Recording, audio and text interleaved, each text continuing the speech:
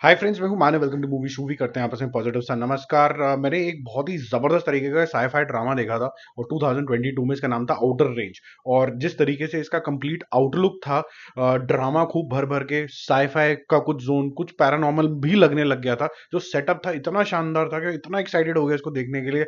और मैंने अपने रिव्यू में भी बोल दिया था कि ये डार्क के जोन के अंदर है बिल्कुल। कैरेक्टराइजेशन से लेके पिक्चर को जिस तरीके से धीरे धीरे मोशन पिक्चर को आगे लेके जाना चाहिए, वैसे in terms of cinematography, in terms of I would say the emotions that it evokes and time travel, तो ये सारी चीजें मिलके बहुत ही जबरदस्त सीन हो गया था। लेकिन एक फिर न्यूज आई रिव्यू के कुछ टाइम ही कि भैया इसका सीजन 2 नहीं बनने वाला, और सीजन 1 तो बिल्कुल क्लिफ हैंगर में छोड़ दिया था, जैसे 1899 को नेटफ्लिक्स में छोड़ दिया है। तो ये वाला तो बड़ा दिल दुख गया मेरा। फिर पता चला कि जी किसी वजह से अमेजोन ने ये बोला है कि भाई हम इसको रिन्यू कर देंगे। तो बहुत अच्छी बात है, फिर ये बनना शुरू हो गया और अब ये रिलीज भी हो गया।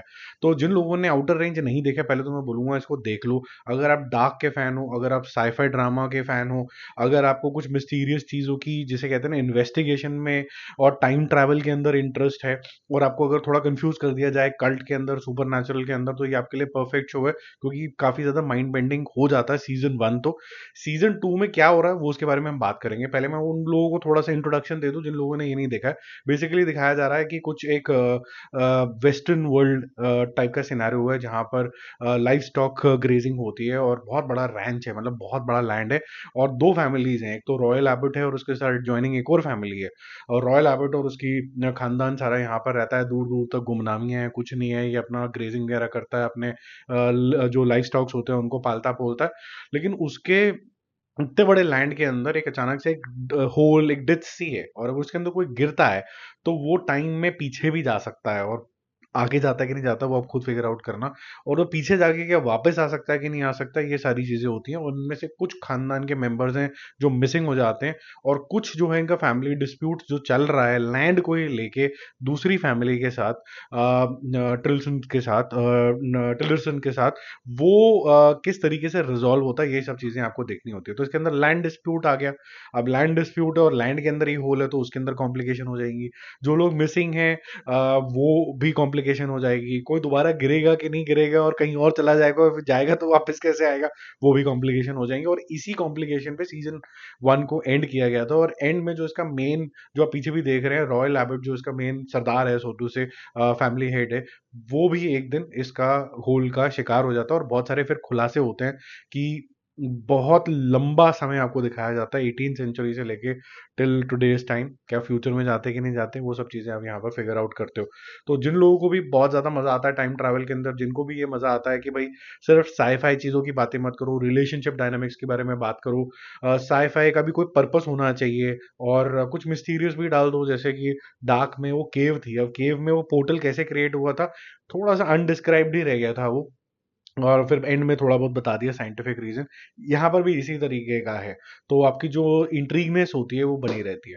जो अच्छी चीज यहाँ पर करी है टू डिस्क्राइब एवरीथिंग, इसके छोटा सा शहर है, तो ऑब्वियसली छोटे शहर में कम लोग जो हैं दिखेंगे आपको, तो लोनलीनेस ज्यादा लगेगी। जब दिखेंगे तो कोई फेस्टिविटीज में दिखेंगे, तो तब सारे मिलेंगे, एक दूसरे को जानते होंगे। और उसके बाद फिर बिखर जाएंगे अलग अलग, क्योंकि बड़े बड़े लैंड है सबके पास। सब जैसे कहते हैं ना, वो वेस्टर्न वर्ल्ड के तरीके की जो दुनिया है उनकी, उसके अंदर रहते हैं।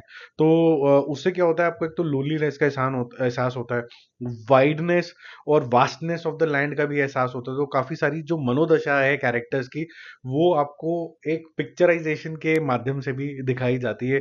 कम्युनिटी आपको अच्छे से समझाई जाती है, पुलिस का छोटा मोटा रोल कितना है वो बताया जाता है, और ये जो कन्फ्लिक्ट्स हैं ये आपको इंगेज करते हैं, और ऊपर से साईफाई अलग से चल रहा है। तो ये सारी मिलकर एक अच्छा वॉच बन जाता है। सीजन 2 के अंदर भी अच्छी खासी डीप डाइव करी गई है, और टाइम ट्रैवल के ऊपर ज्यादा फोकस किया गया है।